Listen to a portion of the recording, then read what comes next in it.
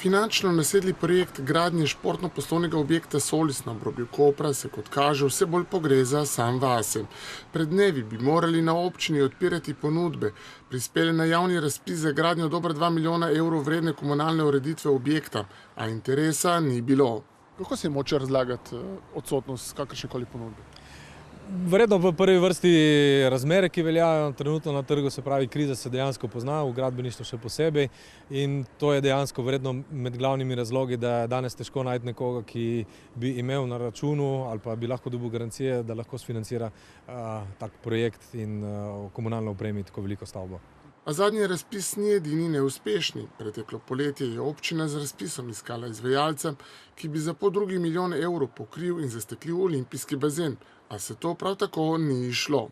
V projekt, ki po predračunu presega vrednost predora Markovec, sta se z 12 milijoni evrov ujela tudi Hypo Leasing in občinski hišni gradbinec Grafist. Prvi je odkupil del površin za potrebe državnih organov, drugi pa je imel v kompleksu namen urediti hotel. Na hitro smo poizkušali izračunati, kaj pomeni koprski olimpijski bazen za davkoplačevalce. Do 1. aprila letos mora občina Koper pri Primorju v stečaju po sporazumu plačati 6,5 milijonov evrov.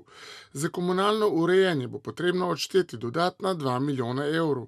Približno toliko znaša tudi predračunska vrednost novega ostrešja bazena in zasteklitev.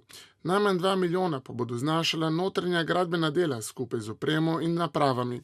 Tukaj je še vrednost zemljišča, ki pa ga nismo upoštevali.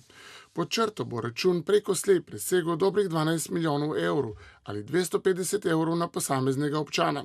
Je to malo ali dosti, pa je že drugo vprašanje.